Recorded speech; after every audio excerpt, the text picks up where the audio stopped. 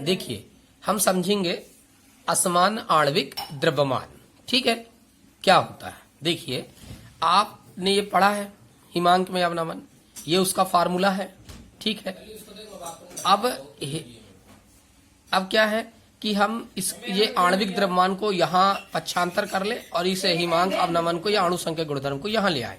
आपको मालूम है जब एक समानुपात का चिन्ह हटता है तो बराबर एक स्थिरांक आता है, तो सीधी सी बात है जब बराबर और स्थिरांक हटाएंगे तो समानुपात का चिन्ह आएगा, तो ये आ गया समानुपात का चिन्ह। आणविक द्रव्यमान समानुपाती 1/, अणु संख्या गुणधर्म। तो ये किस पर निर्भर करता है? कणों की, है ना। अणु संख्या गुणधर्म क्या है? विलयन के निश्चित आयतन में उपस्थित विलय के कणों की संख्या। तो इसके जगह हमने क्या लिख दिया? कणों की संख्या। तो यहाँ चाहे हम ले आए अणु संख्या गुणधर्म समानुपाती 1/, आणविक द्रव्यमान। ठीक है ना। तो ये अणु संख्या गुणधर्म जो है किसके व्युत्क्रमणपाती होता है? विलय के आणविक द्रव्यमान के क्या होता है? व्युत्क्रमणपाती होता है। क्लियर है? तो अब आप देखिए, यदि विलय के अणु जो होते हैं संगुणित हो जाते, क्या हो जाते हैं? संगुणित हो गए।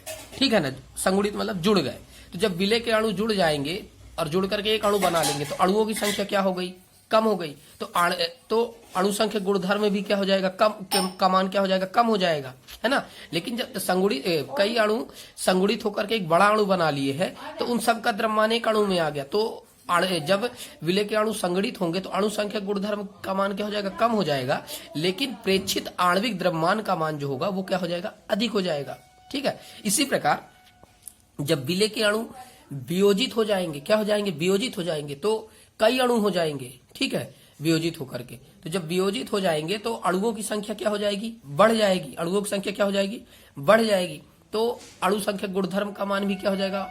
बढ़ जाएगा। लेकिन अणु क्या होगा? है वियोजित हो गए, तो प्रेक्षित आणविक द्रव्यमान क्या हो जाएगा? कम हो जाएगा। ठीक है ना।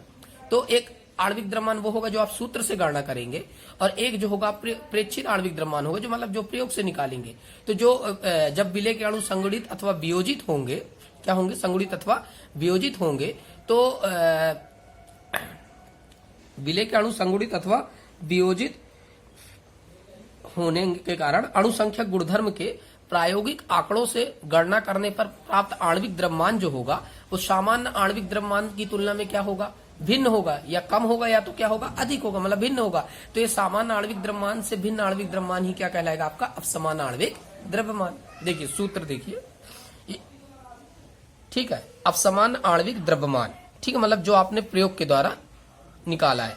एक है नीचे आगे समान आणविक द्रव्यमान, मतलब जो आपने सूत्र के द्वारा निकाला है। ठीक, तो अब देखिए ये वाले को बदलते हैं अपन। ये आणविक द्रव्यमान समानुपाती 1/, कणों की संख्या। ठीक है, लेकिन ये आपने क्या है? प्रेक्षित, मतलब जो प्रयोग के द्वारा की है। तो यहाँ क्या हुआ है? यहाँ क्या हो जाएगा? ये कौन से कणों की संख्या होगी? कणों की मतलब वियोजन या संगुणन के पश्चात कणों की क्या होगी? ये संख्या होगी। ठीक है, तो हमने इसकी जगह रख दिया 1/, है ना, वियोजन या संगुणन के पश्चात कणों की संख्या।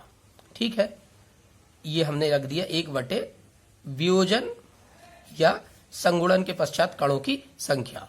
अब इसके अपमान में क्या है? समान आणविक द्रव्यमान। ये आणविक द्रव्यमान मतलब कणों की सामान्य संख्या, मतलब जब वियोजित या संगुणित नहीं हुए थे तो यह आ जाएगा 1/, है ना, विलय के कणों की सामान्य संख्या। ठीक है, तो ये वाला ऊपर चला जाएगा, है ना। तो ये हो गया बराबर में विलय के कणों की सामान्य संख्या बटे वियोजन या संगुणन के पश्चात कणों की संख्या। क्लियर? एक बार और परिभाषा देख लेते हैं। विलय के अणुओं के संगुणन अथवा वियोजन के कारण अणु संख्या गुणधर्म के प्रायोगिक आंकड़ों से गणना करने पर प्राप्त आणविक द्रव्यमान सामान्य आणविक द्रव्यमान से भिन्न पाए जाते हैं। ये सामान्य आणविक द्रव्यमानों से भिन्न आणविक द्रव्यमान अपसमान आणविक द्रव्यमान कहलाते हैं। क्लियर?